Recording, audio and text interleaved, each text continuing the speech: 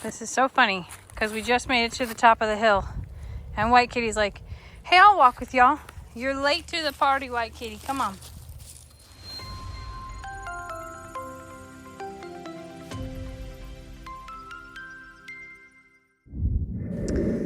Hey, y'all. I have been slowly but surely working in this mess. This winter mess. And we were about to have more rain tomorrow, and I thought I should probably show y'all what I've been doing before the rain messes it all up. I got quite a bit cleaned up out here. I raked. You can't tell now because the wind keeps blowing and there are still trees where things keep coming off of. It's a never-ending battle that I forgot all about because Plum Grove has virtually no trees to be able to shed leaves. But I got all the dead stuff out of the garden. I actually have a few things I have planted already. I planted some peas and carrots. I'm gonna come out here and plant some beets and a few onions as well. And then that's good for probably the next few weeks. But what I noticed is that my Sadie isn't here. And I know Lester's made quite a few videos about Sadie being down at the river. And I've called her a few times and she hasn't come. And she does enjoy spending her day out towards the river. So I thought we'd walk over here together, see what's going on, inspect the prayer place. And as I'm getting closer, I've realized that winter has taken its toll on my hammock as well. Now I don't see Sadie. Sadie! There's no telling where she's at. Let's take a walk together though. One thing I do want to point out is my beautiful favorite tree, favorite type of tree, magnolia, blew down in that storm we had a few weeks ago. This is crazy. The goats and cows have actually formed a path along this ridge here. I'm gonna say mostly goats, because the cows typically walked straight down last summer. There's a lot to do out here, y'all. This used to be a circle that went all the way around this stump before we put the fence here, and this is all bee balm that grows up, and I'll have to clear all that out for the new to come back.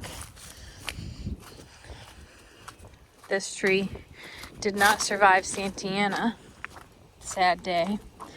I'm hoping with the goats having all of that we can close this off and let things sort of heal and only allow them to go out here, you know, certain times and such.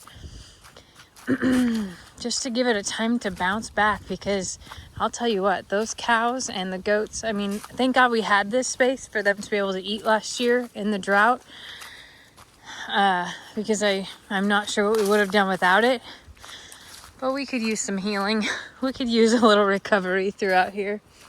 Maybe it's just the winter. Oh, there's a pretty good looking magnolia coming up here, thank goodness. There's quite a bit of destruction. Oh, look, that tree has fallen all the way down the cliff. That's a big new tree. That's a really big tree that has fallen off the top. That's kind of scary to me.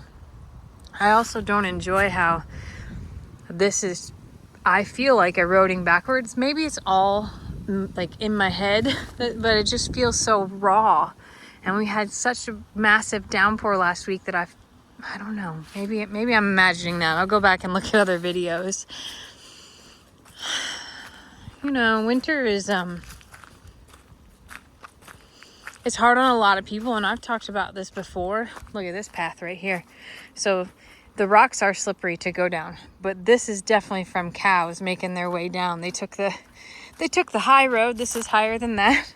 And look at, I'm taking it too.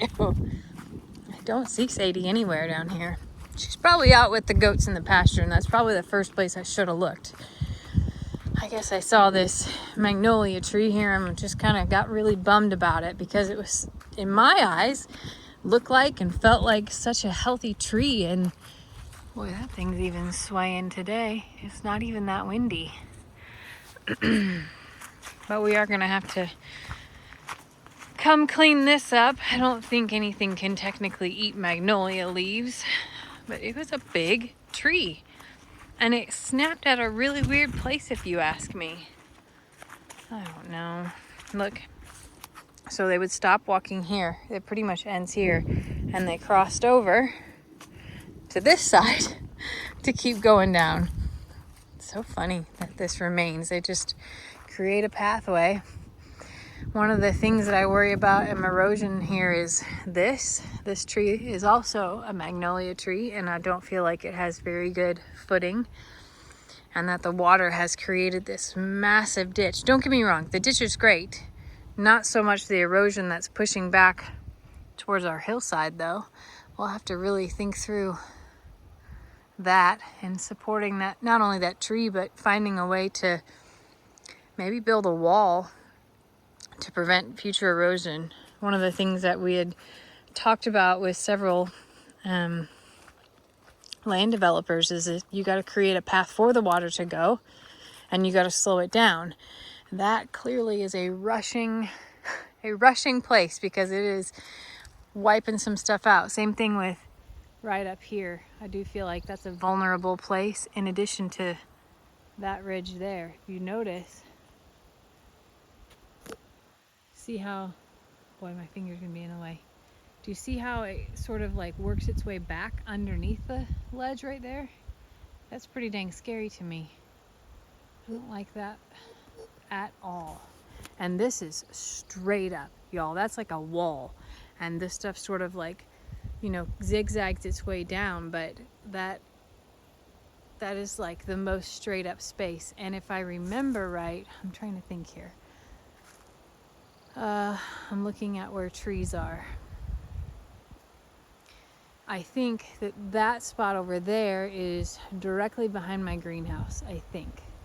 And that means that our fence ends over here somewhere.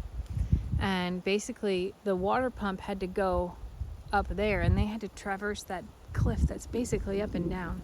So wild to think what we've gone through this past year. I don't see Sadie at all. Dang it. So now we're just on a walk together, I guess, because she probably is out front with the goats, because her spot has been right on the side of that deer blind, and she's nowhere near down here. The river has gone down quite a bit.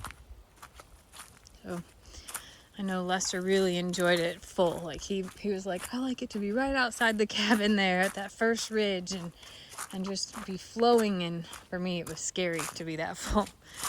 But this is a good level. There's no rocks that you see whatsoever coming down here.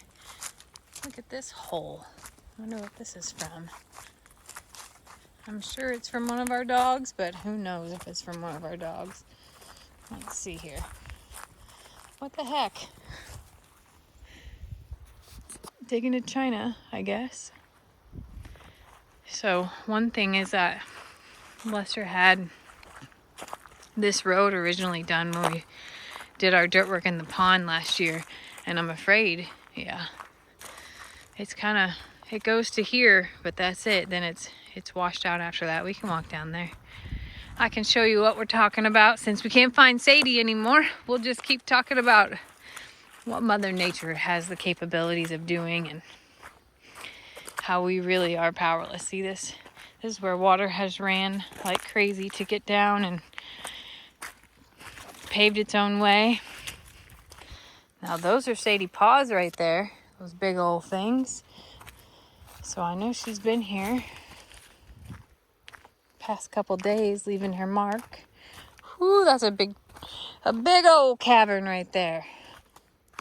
Yeah, the river has definitely gone down. I would say that river's gone down about 50 feet.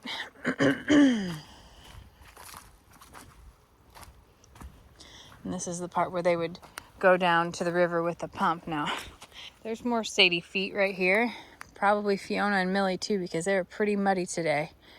So they've been down to the river and are enjoying this spot for sure. Yeah, this mud has been brought in by the river. Very different than this clay that's up here on the side. So that's an interesting twist on things as well, because you can see down here it's still red, but it has some muck coming through it. So the river brought a lot of mud when it was rushing through here. Super excited to not see any alligators. That's probably the scariest part of this river for me, is that there's definitely alligators in the Trinity River. You can see across here where the water lines were just last week. There's a lot of sand that washed up over there as well. It's certainly a peaceful and quiet afternoon here. Yep, this is where things took a turn.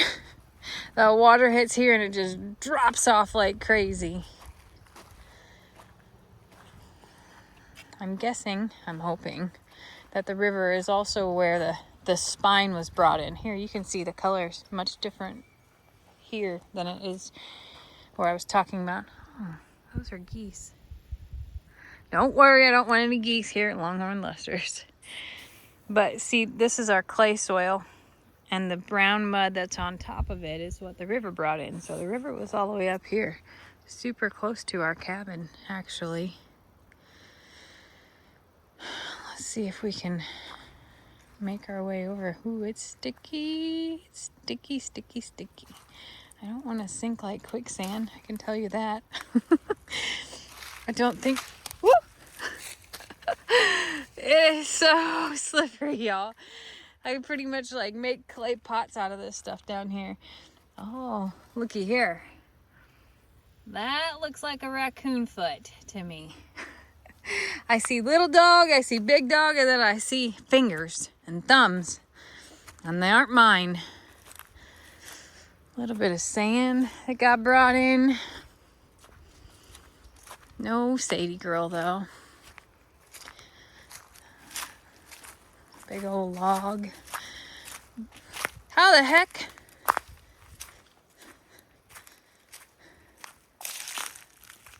There's 2 fishing poles right here. And they are not mine. Do you see it? Look. What? Oh no. A Zebco and then a... Oh my goodness. Well,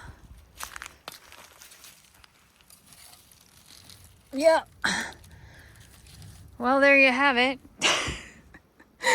Couple of fishing poles that washed up and just some other junk, it looks like. Always intriguing to go exploring after you've either had a really heavy downpour. When my grandparents would take us out to the farm after Grandpa would disc up the field or plow the field, and then it would rain, we would go look for arrowheads. My grandma has a vast collection of arrowheads. And at the time I didn't realize how neat it would be to find one. I just thought like, oh great, Grandma wants us to go on a walk, so we stopped driving her nuts. And now I wish I would have embraced those times a whole lot more. And I find myself going for walks like these of not necessarily an intent. I think those are geese as well. More so of a way to clear my mind, and then also to just see what's left behind. Clearly, fishing poles today, and who knows what else. I will get those up after we get done here, just so our dogs and stuff don't get tangled up in them. Looky who's coming to see me. Hi, beautiful. How are you? I was looking for you. And then I thought, oh, it's okay. I'll just say I was going for a walk. And then here you are. Hi. Oh, my goodness. Hi, baby. Were you napping somewhere? Would you come see me? I love you so much. Why don't you come back upstairs with me, huh? It's funny how a walk in nature can just bring a better light to your day, even if it is in winter and you're looking at all of this. What feels like death and and dreary stuff, but what you also know in your heart is a season of change, the ability to start fresh. Right, baby? You want to go up with Mama? I'm going to check out the cabin first. It looks okay. The front porch is good. Oh, you don't want me to do that. You just want me to love you. Okay. Come on, let's go up top. It's a good feeling. Get out, get some exercise. It's something I've recently recommitted to doing. Are you coming with me or you got an itch? She's like, Mom, I just got here. Why are we leaving? Oh, there are all kinds of those geese flying by. I'm wondering, they're flying south down the river. I don't know. Very interesting. Are you ready to go or are you going to stay here? I would really love it if you would go with me. Like I just got here, Mom. All right, we'll sit here and I'll clean up those fishing poles and we'll spend a little time by the river. How about that? I'll look out with you. Okay. Thank y'all for listening to me ramble, for going on a walk with me. It's a good day. It's a really good day.